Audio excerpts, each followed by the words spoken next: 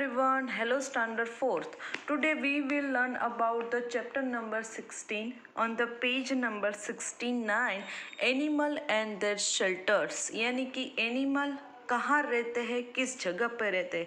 जैसे हम इंसान हैं वो अपने घर में रहते हैं, तो इन पशु और पक्षियों की भी रहने की जगह होगी ना। देखते हैं।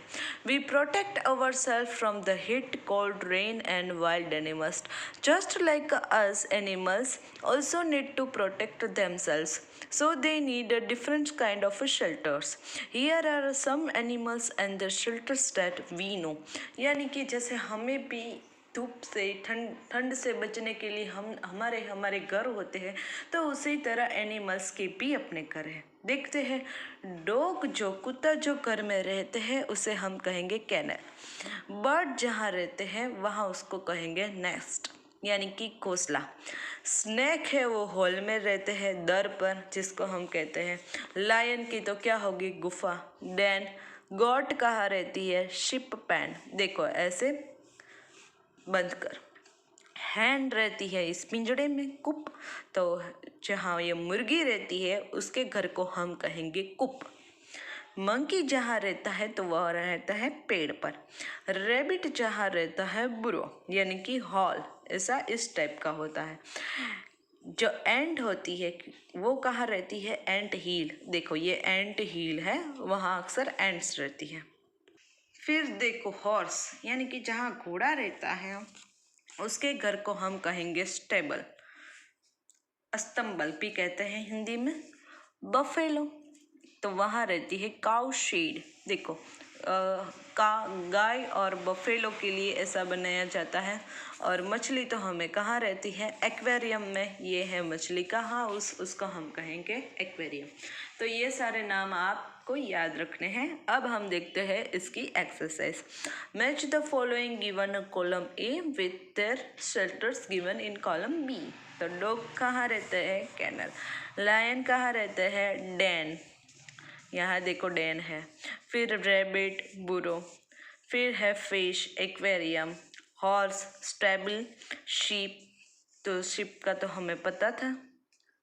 तो यहाँ जब पेन है, शिप पेन, वो आएगा। और काव रहती है शेड में, इस तरह शेड, ये है वो। तो यहाँ हमारा चैप्टर नंबर 16 कंप्लीट होता है। ये सारे नाम आपको याद रखने हैं। अब देखते हैं चैप्टर नंबर 17। उसका नाम है एनिमल एंड देयर साउंड्स, यानी कि जो ये सारे एनिमल है वो किस तरह बोलते हैं, उसकी आवाज़ कैसी है वो। We exchange informations of a different kinds with the other through various language. Just like us, animal also express themselves by producing different kinds of a sound. यानी कि हम किसी से बातचीत करते हैं तो हमारी भी एक भाषा है, लैंग्वेज है, गुजराती, हिंदी, इंग्लिश। उसी तरह ये एनिमल्स को भी अपनी एक भाषा है। They have on their language, उसकी भी एक लैंग्वेज है। देखते हैं। देखो काउस के साउंड को इंग्लिश के में कहते हैं मू। बर्ड्स के साउंड को कहते हैं चिट और ट्वीटर। कैट्स के साउंड को तो पता है म्याऊ। डॉग्स बार्क यानी कि भौंकना। डक्स क्या करते हैं, quack quack. Apps and monkey की आवाज़ को गीबर। एसिस एंड डोंकीज ब्रे, उसकी आवाज़ को कहेंगे ब्रे। बियर्स की आवाज़ को कहते हैं ग्रोल यानी कि गुर्राना। कैमल्स यानी कि ग्रंट, उसकी जो आवाज़ है। बी यानी कि बस, भिन भिनाना। अब देखते हैं एलिफेंट की आवाज़ को कहते हैं ट्रम्पेट। ईगल्स की आवाज़ को कहते हैं स्क्रीम। फ्रॉग की आवाज़ को कहते हैं क्रॉक। गीस की आवाज़ को कहते हैं गिगल। गॉट्स की आवाज़ को कहते हैं ब्लिट यानी कि मिमियाना। फिर ये पपीज़ की आवाज़ को कहते हैं यप। बफेलो की आवाज़ को बेलो। पैरट्स की आवाज़ को चैटर। रैबिट्स की आवाज़ को स्क्वेल। स्नेक्स की आवाज़ को हिस। लायंस और टाइगर रोर यानी कि गर्जन। हॉर्स यानी कि ने। हैंड्स यानी कि कैकल। माइस यानी कि स्विक। और आउल्स की आवाज़ को कहते हैं वुट। तो यहाँ हमारा चैप्टर नंबर 17 है वो कंप्लीट होता है। देखते हैं इसकी exercise. Match the animals given in column A with their sounds given in column B, यानी कि हमें यहाँ भी उसके साउंड्स को मैच करना है। तो देखो, फ्रॉग्स की आवाज़ को कहते हैं क्रॉक, एलिफेंट्स की आवाज़ को कहते हैं ट्रम्पेट, स्नेक की आवाज़ को कहते हैं हीस, पैरट की आवाज़ को चैटर, बर्ड्स की आवाज़ को कहेंगे चिर्प, हॉर्स की आवाज़ को कहेंगे नेई, गॉट्स की आवाज़ को कहेंगे ब्लिट, ये रहा, और आउल्स की आवाज़ को कहेंगे हुट। तो यहाँ चैप्टर नंबर 17 वो कंप्लीट होता है। 15, 16 और 17 में आपको उसके साउंड्स, उसके घर कहाँ रहते हैं, वो सब याद रखना है। तो यहाँ हम इस चैप्टर को कंक्लूड करते हैं। अब आगे बढ़ते हैं चैप्टर नंबर 18। चैप्टर नंबर 18 का नाम है लेटर एंड एप्लीकेशन राइटिंग। देखो, जैसे हमने पिछले टाइम मैंने आपको ऐसे राइटिंग करवाया था, उसी तरह हम लेटर और एप्लीकेशन राइटिंग्स है वो देखेंगे। लेटर और एप्लीकेशंस तो मैं अपनी तरह से ग्रुप में भेज दूंगी आपको PDF की, कौन से लेटर लिखने हैं, कौन सी एप्लीकेशन लिखनी है, लेकिन इसमें एक्सप्लेन कर दूंगी कि लेटर कैसे लिखते हैं और एप्लीकेशन कैसे लिखनी है। देखो क्या है, on certain occasions we write a letter to our friends, relative and parents. While writing a letters the following points are to be kept in the mind, यानी कि हम कहीं बार अपने फ्रेंड्स को, अपने रिलेटिव्स को पत्र लिखते हैं, लेकिन ये पत्र लिखने के भी कहीं सारे रूल्स और रेगुलेशंस है। जैसे हमने हिंदी लेटर राइटिंग की, उसी तरह इंग्लिश में भी है। देखो, राइटर्स एड्रेस, पहले क्या लिखना है कि आपको एड्रेस लिखना है। सबको पता है the writer's address is written on the left hand corner of the page, यानी कि पेज के लेफ्ट साइड पहले एड्रेस डालना है, फिर क्या डालनी है, द डेट डालना है। Just below the writer's address and the date is written in full, यानी कि जब डेट डालो तो वो फुल फॉर्म में डालनी है। ऐसे मंथ पूरा लिखना है, महीना लिखना है, और क्या लिखना है, सेंचुरी। फिर है सैल्यूएशंस, यानी कि संबोध करना है, जो मैंने कहा था। The form of a salutations varies from a person to person depending on the degree of a intimacy with the person addressed. The salutations is a place on the left side of the letter just below the date. तो क्या करना है, फिर date के नीचे आपको संबोधन करना है। मेरे प्रिय भाई, मेरे प्रिय भाई, मेरी प्रिय बहन। उसी तरह आप इंग्लिश में क्या लिखोगे, respected principal sir, dear friend, respected mother, like that. तो इसी तरह फिर है the body. The body is the main part of the letter. तो ये संबोधन भी किस साइड पर करना है, लेफ्ट साइड, ये डेट के बिल्कुल नीचे, यानी कि पहले एड्रेस डालनी है लेफ्ट साइड, फिर डेट डालनी है, और उसके नीचे ये संबोधन, यानी कि सब लेफ्ट साइड ही डालना है इंग्लिश में। The body is the main part of the letter. It is divided into a paragraph according to the subject matters. It includes the reason for writing the letter. यानी कि जब body का meaning यहाँ है कि जब आप पत्र लिखना स्टार्ट करो तो पत्र आपको पैराग्राफ पर डिवाइड कर देना है। पैराग्राफ में आपको पत्र है वो डिवाइड करना है, एक या दो पैराग्राफ में लिखना। फिर है the subscriptions. Just below the body of the letter, the subscriptions is written. It is a courtier's leave taking up before the letter is ended. It should be according to the salutations. फिर क्या लिखना है कि last में हम लिखते हैं कि तुम्हारा मित्र केवल, लाइक दैट। उसी तरह हम लिखते हैं ना, तुम्हारा मित्र केवल। तो जैसे हम हिंदी में लिखते थे, तो यहाँ सब्सक्रिप्शंस आप इंग्लिश में क्या कहेंगे, योर लविंगली केवल, your faithfully Manisha, like that. तो ऐसे सारे संबोधन देने हैं एट द एंड, वो भी कहाँ, लेफ्ट साइड में ही ये सब्सक्रिप्शंस। फिर द सिग्नेचर, यानी कि लास्ट में आपको सिग्नेचर करनी है अपनी। हिंदी में नहीं था लेकिन इंग्लिश में है।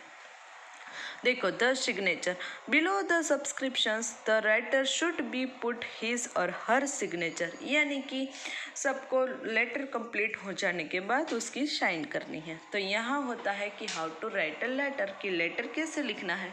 ये जो सारे रूल्स थे वो सिर्फ एक लेटर के लिए नहीं थे, बल्कि एप्लीकेशंस के लिए भी यही रूल है। एप्लीकेशन और लेटर में डिफरेंट एक ही बात का होगा कि एप्लीकेशन लिखते समय आपको उसमें सब्जेक्ट डालना ज़रूरी है कि एप्लीकेशंस आप किस चीज़ के लिए दे रहे हो। तो फॉर एग्जांपल यदि आपको अपने प्रिंसिपल को एप्लीकेशन लिखनी है तो किसके लिए लिखोगे? लीव के लिए, छुट्टियों के लिए आप अपने फ्रेंड्स अपने मैडम या सर को लीव के लिए एप्लीकेशन लिखोगे। देखो, do not right the name of the month in short. कौन सी बात नहीं करनी कि शॉर्ट नाम नहीं लिखना। This days no punctuations mark are date at the end of the line while writing the address, the date, the celebrations and the subscriptions. यानी कि कोई पंक्चुएशंस मार्क नहीं करने हैं, कोमा वगैरह इंग्लिश में नहीं करना है। This days everything begins at in the left margin. और ये सारी चीज़ें किससे स्टार्ट होनी चाहिए? लेफ्ट साइड से ही। तो देखो, ये है फॉर्मेट ऑफ एन एप्लीकेशन और ये है format of an informal letter. ये एप्लीकेशंस का फॉर्मेट है और ये क्या है? इनफॉर्मल लेटर्स का। जैसे मैंने कहा था कि लेफ्ट साइड देखो, पहले एड्रेस, फिर सरनेम, यहाँ रीज़न लिखना और बाद में कंप्लीट, थैंक यू और सिग्नेचर और डेट। और यहाँ देखो संबोधन किया है योर ओबीडियंटली। फिर देखो ये लेटर का सारी चीज़ें लेफ्ट साइड। उसी तरह यहाँ आपको जो लिखना है पत्र को वो उसकी बात, यहाँ डेट, यहाँ एड्रेस, यहाँ रिस्पेक्टेड सर, यहाँ जो लिखना है, यहाँ मैंने कहा था ना योर्स लविंग और सिंसियरली, आपका नाम लिख देना है और यहाँ आपकी सिग्नेचर कर देनी है। तो ये है लेटर का फॉर्मेट। यहाँ एक्सरसाइज टाइम है। एक्सरसाइज, ये एक्सरसाइज 3 है, वो एक्सरसाइज मैं आपको ग्रुप में भेज दूंगी, वो लिख लेना। इसमें वीडियो में डिस्कस नहीं करेंगे। यहाँ मैं आपको ये सिर्फ यही बताना था कि लेटर्स और एप्लीकेशंस में कौन से रूल्स है वो आपको फॉलो करने हैं, वही बताना था। इसमें जो एक्सरसाइज है उसकी PDF बनाकर मैं भेज दूंगी। और इसमें देखो ये जो सारे लेटर और एप्लीकेशंस ही लिखे हैं। जो ये फर्स्ट एप्लीकेशन है वो किसके बारे में है? देखो, an applications to the principal to remit the late payment fee. यानी कि आपको अपने प्रिंसिपल को ये कहना है कि मुझे फ़ी है वो लेट भरनी है।